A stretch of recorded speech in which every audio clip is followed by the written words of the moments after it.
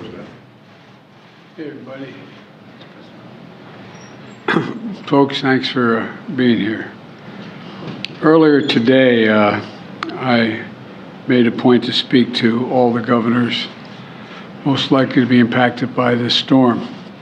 I spoke with Governor DeSantis several times, Governor Kemp, Governor McMaster's, Governor Cooper, about the impacts of the storm and that made landfall at 7:45 this morning as a Category 3 hurricane.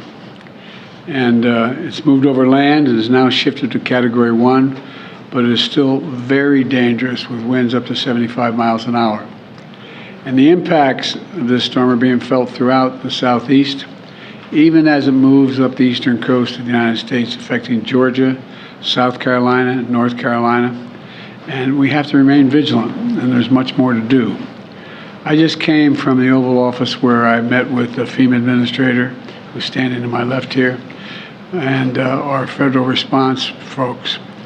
And early Monday morning, long before the storm made landfall, I spoke with Governor DeSantis and approved an early request for emergency declaration to enable him to have the full support ahead of time to protect the people's lives in the state of Florida. We surged personnel to Florida to help the state move people quickly to safety and out of a danger zone, and to help the governor and his team to the greatest degree possible in advance of the hurricane's arrival. And I directed the FEMA to redeploy resources, including up to 1,500 personnel and 900 Coast Guard personnel throughout the southeast. I directed Administrator Criswell to stay in close touch with the governor. She was with me when I was speaking to him as well. And I guess he's maybe tired of hearing both of us, but he seemed like he welcomed it. As a matter of fact, I've asked that she get on the plane and leave for Florida this afternoon. She'll meet with Governor DeSantis tomorrow and begin conducting the federal assessment at my direction.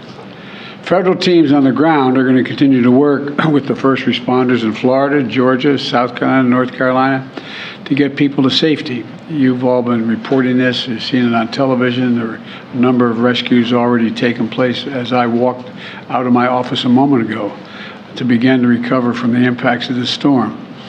I let each governor I spoke with know if there's anything the states need right now, I'm ready to mobilize that support of what they need.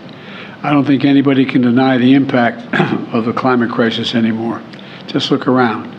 Historic floods, more intense droughts, extreme heat, significant wildfires have caused significant damage like we've never seen before, not only throughout the Hawaiian Islands in the United States, but in Canada and other parts of the world. We've never seen this much fire. And while we're dealing with this latest extreme weather event, I remain laser focused on recovering and rebuilding efforts in Maui. We were out there, and many of you were there as well. It's devastating what happened there. When I took office, I directed my team to raise our game in how we lead and coordinate our responses to natural disasters. And because I've been around a while and I've known how these function, to ensure we met the people where they are when they need our help the most. Because of the devastation of wildfires from California, New Mexico, Oregon, Washington State, Idaho, Louisiana, we've learned a heck of a lot. A lot of damage in the meantime, but we've learned a heck of a lot. And we're putting the lessons we've learned to work.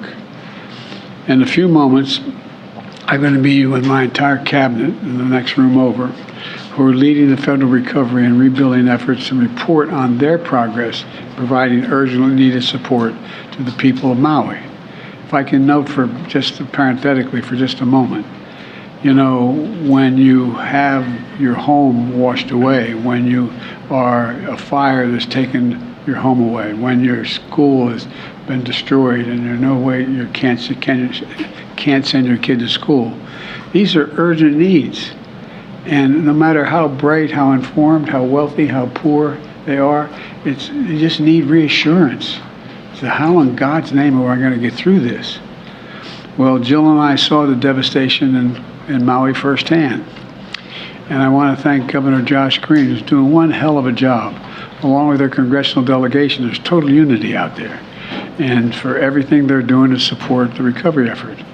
I directed my team to do everything we can for as long as it takes to help Maui recover, rebuild in a way that respects and honors Hawaiian traditions and cultures and the needs of the local community. We're not going to turn this into a new land grab. We're not trying to see multi-million-dollar homes on the beach. We want to restore that part of the island like it was before, only better. To that end, when I was on the island last week, I appointed Bob Fenton, one of the nation's leading emergency managers, and I mean that, that's not hyperbole, who's been on the ground in Hawaii since before the fires erupted as our Chief Federal Response Coordinator to lead our long-term recovery on Maui. I've charged him with making sure the community has everything the federal government can offer to heal and build back better as fast as possible.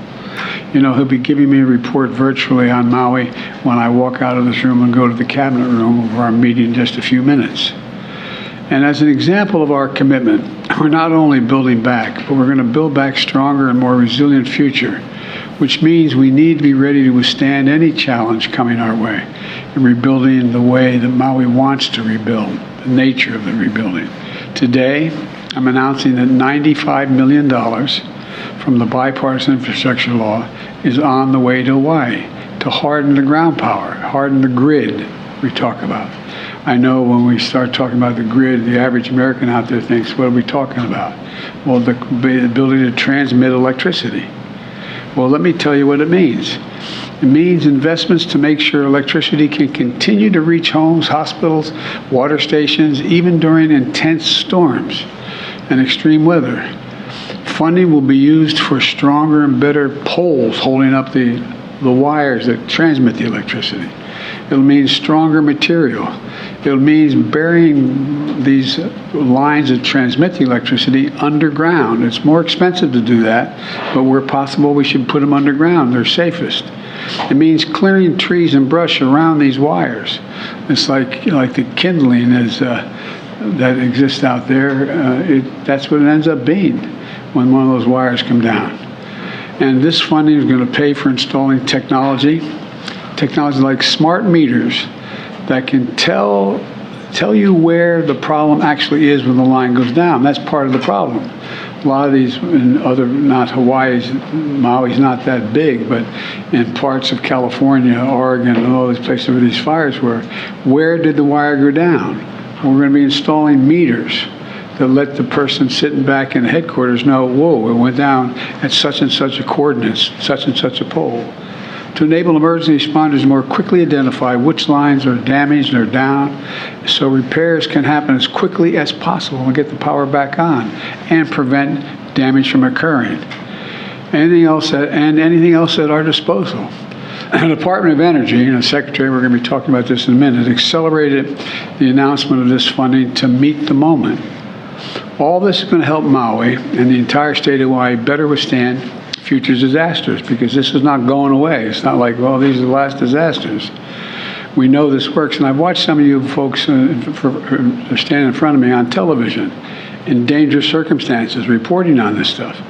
You know it. It's one thing to look at it on television and hear someone else reporting, but you're standing there and you're wondering, whoa, what's that behind me? You know, it makes a difference, you know, because we've done it before. Look, under the Obama-Biden administration, we invested hundreds of millions of dollars in the state of Florida, replacing wooden power poles and steel poles, and we buried these electric lines. Well, I wonder what would happen now if we hadn't done that. I'm not sure what, but the point is we did it.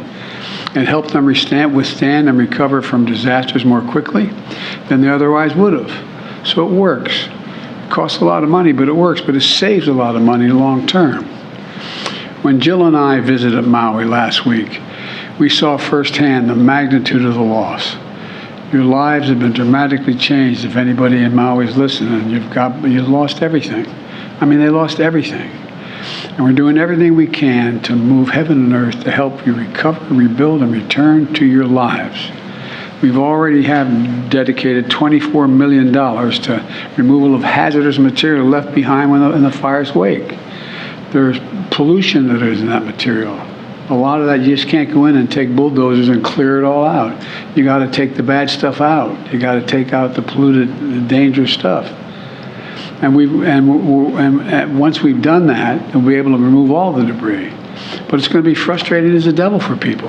They say, why can't I go back? Storm's over. Why can't I go back and look and see if I can find that wedding ring, or I can find that album? Can't find that thing that I've lost in the house.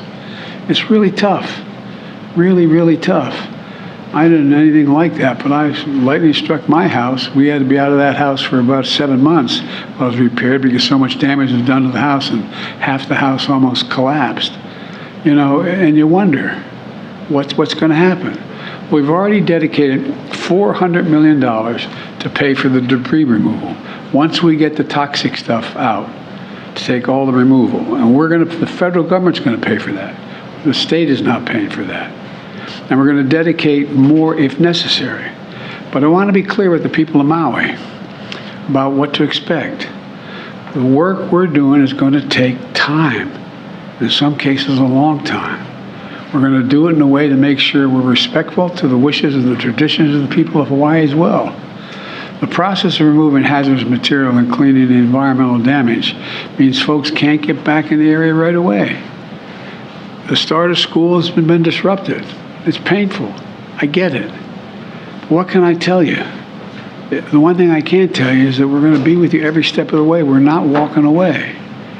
When Jill and I visited, we were struck by the absolute courage of the people there. People who lost loved ones, lost everything. People are just trying to find out whether the ones they lost, are they gone? Are they dead? Are they missing? Or are they just not accountable? Where are they? They've lost everything. Everywhere we turned, we saw and felt the aloha spirit.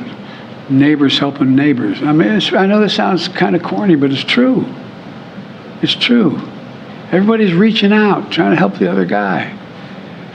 Turning pain into purpose and keeping the faith. I've directed my administration to continue working with urgency and focus to help the people of Maui on their journey of recovery and healing. And we're going to make sure you are healed and you're in better shape than before. I said when I was on the island last week, we're not leaving until the job's done. And we'll be there as long as it takes. I know there's a lot of questions you probably have. I'll take a few, but I have a cabinet meeting coming up right away. Yes. Mr. President, can you assure Americans that the federal government is going to have the emergency funding that they need to get through this hurricane season? The answer is, if I can't do that, I'm going to point out why. How can we not respond? My God, how can we not respond to these needs? And so I'm confident, even though there's a lot of talk from some of our friends up on the Hill about the cost, we got to do it. This is the United States of America. Yes. Mr. President, Governor DeSantis is also running for president. You are running for re-election. Do you sense any politics in your conversations with him about this issue? No, believe it or not. I know that sounds strange, especially how the nature of politics today. But, you know, I was down there when the last major storm. I spent a lot of time with him, walking from village from community to community, making sure he had what he needed to get it done. I think he trusts my judgment and my desire to help. And I trust him to be able to suggest that this is not about politics, it's about taking care of the people of the state. Mr. President, on the hurricane, in your conversations with the governors, is there anything that you've heard from them that gives you pause? Things that you think need to be there that are not quite there yet? And secondly, are you making any contingency plans on your own schedule, either with this Labor Day, with your own personal travels, and also for your international travels that are coming up next week? That are you going to need to reshuffle things? Well, I may. I just don't know yet. And first of all, each of the governors seem to be focused. And I think what's changing, particularly the governors from North South Carolina as well as Georgia, is there wasn't an anticipation that it'd be moving up the coast. They were hopeful, and initially it looked like it was going to go further east and not affect them.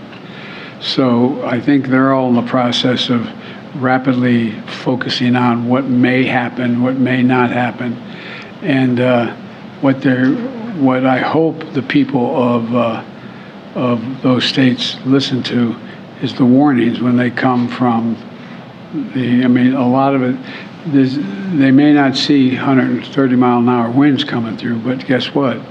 You may also be on the shore in low-lying area and have a 8-foot surge of wind surge coming from off the ocean. But they've all been through it. The guy furthest north, Governor Cooper, is really focused on it. I mean, they all are. I don't mean to pick, but I mean, he is the least likely to have the most impact occurring on his shores. But it's a lot of low-lying country. I was joking with him. I mean, my state is, when you have anything like a hurricane in my state, in Delaware and suburban and the eastern shore of Maryland, we're 3 feet above sea level, man. You worry about what those surges do, and that's the same thing still happening in Florida, because you're talking about the high tide, low tide, adding 3 feet, and so on. So I found them all to be laser focused on what their needs were, and I asked them, but I think they're reassured that we're going to be there for whatever they need, including search and rescue off the shore of the Coast Guard and Coast Guard helicopters and the like. Mr. President. Mr. President, I have a question for you about, we talked a lot about power lines and having stronger poles. I was curious, some power companies have talked about potentially shutting off power when there's sort of high wind incidences for vast parts of the country. And I'm wondering if you think this is sort of an appropriate response by power companies, or if you think that they should be working to sort of harden their infrastructure more than just ending power when there's a... I think both. Look, it's very expensive to secure these power lines. Both in terms of the actual structure. We look out there and you see these large towers carrying multiple wires, and the wires are like that thick, and they're carrying an awful lot of energy. And sometimes those entire towers come down. I am not expert enough to know when it's appropriate to shut down that line. And that's one of the reasons why I think having the technology to have these meters on each of these facilities tells you where the danger is. So I can picture, I'm getting beyond my expertise here, but... You're talking about huge numbers of Americans suddenly not having power because the company makes a determination that... Well, but by the way, we also know how many huge number of Americans have died, how many huge number of Americans have, for example, more forest has been burned to the ground since I've in the time I've been doing this, than the entire square miles of the state of Maryland. Imagine the entire state of Maryland burning to the ground. That's how much is already burned to the ground. So I think as we try to harden the capacity to transmit energy, it's not irrational to make a judgment that you may have to, in a certain circumstance, shut off the power. I just don't know enough to know the detail of how to do that. I mean, where that decision is made. That's why we're starting off. I was talking with Sherwood Randall, who handles this for me, about the need to put these meters along these so we know where the power is going down. You may be able to shut off parts. I just don't know enough to know that. Mr. President, are you concerned at all that a potential government shutdown would impact the recovery efforts?